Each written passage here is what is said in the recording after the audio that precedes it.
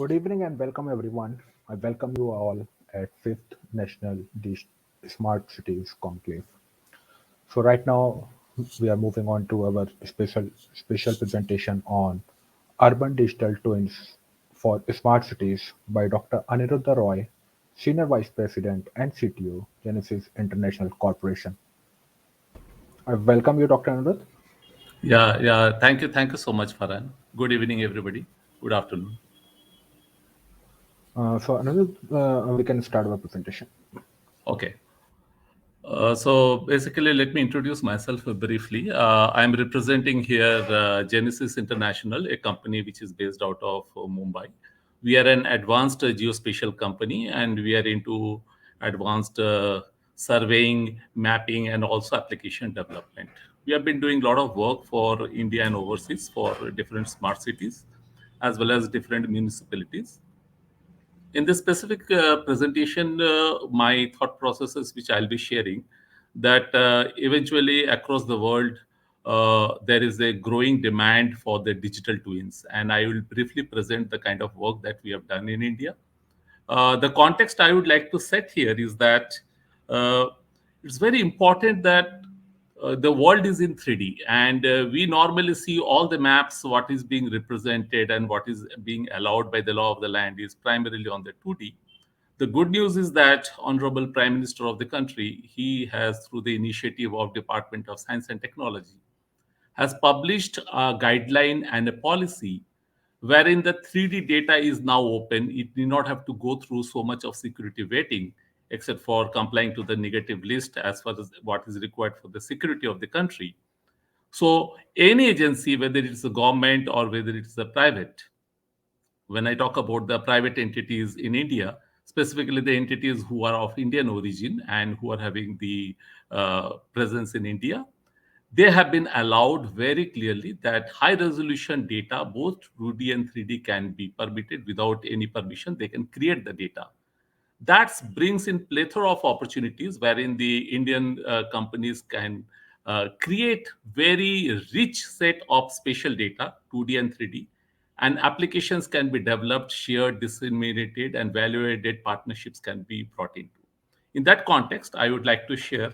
Let me start with the presentation, and I will show the video also.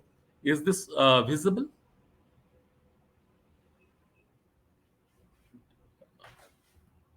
So let me put it across.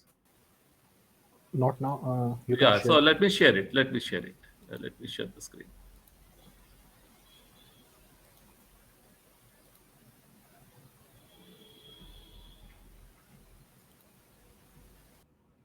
Yeah. So the topic I've chosen very specifically is the urban spatial digital twins for smart cities. The beauty is that we are not actually after some developed countries. We do have the capabilities where we are actually into this job. We have been doing for other countries in the world. Uh, Typical challenges that we face, but more importantly, uh, the first thing which comes to mind, that what is digital twin? Primarily, digital twin is a representation. It's a digital representation of the physical world. And when we talk about the smart cities, the entire physical city assets will be portrayed in 3D the way it actually appears in the real world. So there are many challenges which are there in the urban cities, and we have heard so many dignitary and the speakers, specifically the commissioners and the technology partners, who have shared their challenges and the way they are trying to solve the problems, be it sewage, be it pollution, be it affordable housing, data security, solid waste, water supply, transportation, basic amenities. For everything, there is an SLA, there is a way to manage and monitor the things. And I heard that many of the smart cities are already using the GIS, which is the Geographic Information System.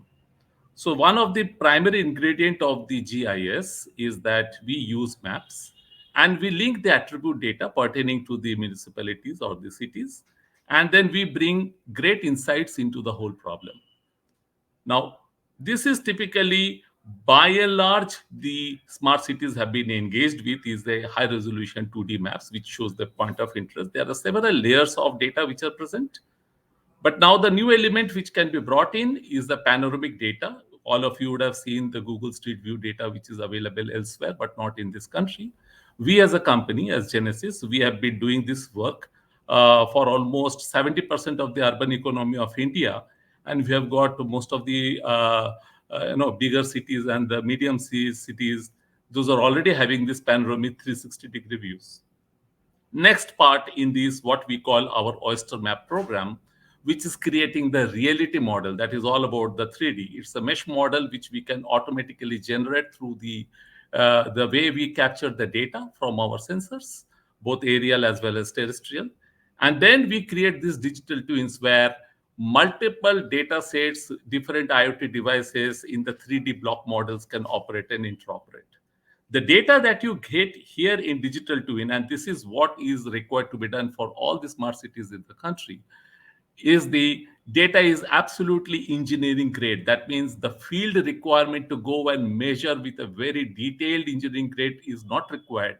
Everything can be done on the click of the mouse, and this kind of resolution and the accuracy will be determined. I will quickly show you one demo, primarily just to show the kind of work which we have recently done for one of the Mumbai Worli. This we call the Oyster Maps. So what we are doing here, all the city level planning is in 2D right now. We are talking about the 3D city modeling. So what is that the city planning happens? This is all going to improve the infrastructure. We are having the fixed wing aircraft, we are having the UAV, also the different kind of sensors that we use. We are having this kind of vehicles which is mounted with a camera. Different kind of point clouds can be generated. This kind of simulations can be done on elevation. So when I'm talking about this, if you can see on the right side, there is a 360-degree view. So any part of the street corridor, when you apply these vehicles which are mounted with the panoramic imagery as well as the one which are having the LiDAR point clouds. So from that, we process the data, put it in the web-centric environment where the users can access both from the browser as well as from the handheld devices through the validated apps in the mobile apps. And then you get this type of 360-degree view.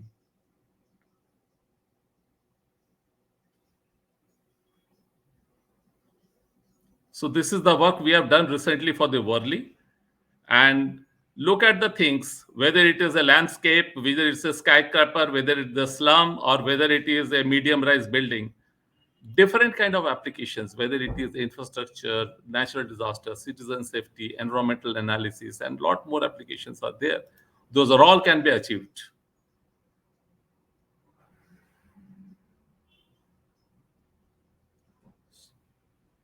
So this is the brief, and let me just go quickly through the presentation which I was talking about.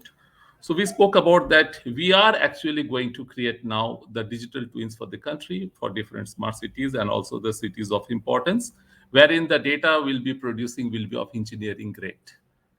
Now, the kind of samples that you can see in the South Mumbai, Worli area, also in the Marine Drive, you can see some of the snapshots they have taken. We have been doing the same work for government, which is for the Jaipur city, around 3,000 square kilometer. We've flown the aircraft. We got the LiDAR data, we got the optical sensor data, we got different kind of other data sets. We merged, fused, and put this kind of realistic 3D view in which the applications runs. We have been doing similar work for the Saudi airports, all the airports of Saudi Arabia, and it's a very both inside and outside. So both indoor and outdoor is present.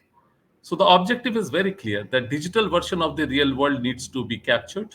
It has to be accurate. It has to be engineering grade, and a lot of analysis which is otherwise not possible. Simulation, analytics. Many of the applications are only possible if it is of 3D and not of 2D. So the use cases comprises which can be applicable to the government, for the enterprises, or also for the consumer sector. These are the typical expectations from the urban bodies, and we heard so far from various commissioners from all the smart cities. Prime concern is all about the security and safety, the crisis management, the water management.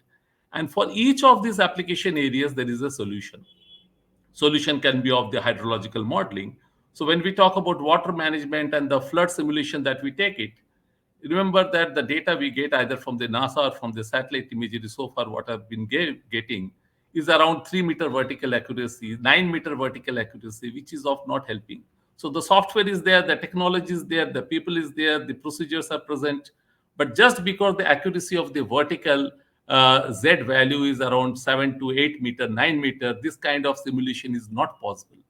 So fact is that when you deploy this kind of digital twin, you get around 50 centimeter of data, which is you can generate the contours and these things can be done. Similar cases for other things, whether it's a visibility analysis, landfill analysis, and things like that.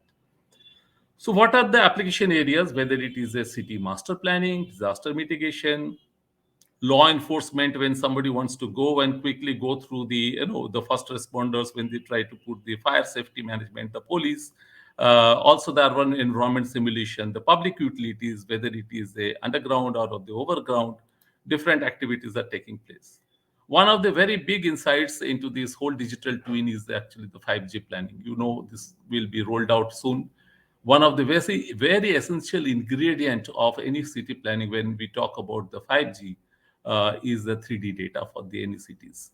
Energy demand estimation, how much is the renewable energy, how much is the rooftop space for the solar. All this can be automated, calculated, and various devices and sensors which are so far being procured by the smart cities can operate and interoperate, and that will give a great insight and monitoring mechanisms. Our data is primarily platform agnostics, but all the major players whosoever has been the industry standard database and industry standard import and export format in terms of interoperability. We work very closely with Dassault System, Hexagon, Cesium, Esri, Orbit, Encyclomedia, Bentley MacroStations, and Autodesk partners are there who have been working with us. So these data can be ingested into their platform so that the users can do not have to reinvest if they have already invested into these technologies. Some of the simulations I would like to quickly show through the PowerPoint presentation that, what are the shadow analysis? What are the different kind of sun positions? Which are the areas which are having the maximum sunlight where we can get the benefit from the rooftop to get the maximum solar radiation so that the green energy can be effectively used? Those kind of plannings are being done. We are also in the working out at a different level at the different houses. So level wise, building wise, locality wise, this kind of measurements are being done. We are also going through now the growing trend across the country, and the smart cities are that not only the change detection, the changes which are happening over a 3D space, that means the temporal changes over a specific area of interest, how the things are getting changed, things are being monitored now in 3D. Also, we see the drainage and flooding analysis, which I spoke just now, that because of the high accuracy of the Z value or the elevation value, this kind of analysis and predictions and manageability is much, much easier. We also now know a lot of noise simulations, which are a growing concern, mostly in the European countries. But similar studies, we found that once it is there, we can effectively monitor this in a very scientific manner. One of the major pain areas for most of the city government is the underground utilities. Those are not visible. Once these are actually in place through the ground penetrating radar or through any other mechanisms, one can put and exactly find out with high accuracy the depth and diameter of these individual utility pipelines, which can then work in tandem along with the system. There are wind simulation mechanisms which will be impact on the tower buildings, that how you plan the city, what are the kind of impacts which are having in a different places. So this kind of analysis is very handy. We are also tying up with a lot of scientific organizations, many startups and many research organizations who have been very actively working with us now in this domain. About Genesis, very briefly, let us talk about that. We are a company, we are a 20 years old company engaged in different kind of data acquisition with the state of the art, surveying equipments. We do have in our capabilities a lot of AI and ML tools. Recently, we have given the 2 patents we have successfully filed. And this is the kind of services that we do. We do 3D modeling. We do a lot of work for autonomous driving for the overseas country. We integrate a lot of IT solutions into our GIS platform. So this avenue, what primarily we're talking about, predominantly we know we are all getting the maps from the satellite data. Where that is still relevant, our main objective is to cover all the cities through our aircraft sensor. large sensor which are capable to map very accurately the cities. We also augment periodic update with the UVs. We have got a very unique backpack LiDAR, which will help to go to the narrow lanes and the slums where we can capture the data in 3D, the accessible areas where the vehicles cannot fly. We are having this kind of mobile mapping system, 45 of these Scorpio vans, which are fitted with this kind of sensor equipments. And we are also having, Right. just showing the, yeah, Mr. Sorry hello. to interrupt. Actually, we are exceeding the time. If you can just Yeah, this close, is just please. a last few slides. So Sure, these are sure. the aerial experiences, and we are finding that these are the our way of carrying out the aerial survey, and these are the things which you can see the equipments and the sensors how they are placed. So these are the basically our fleet of operations.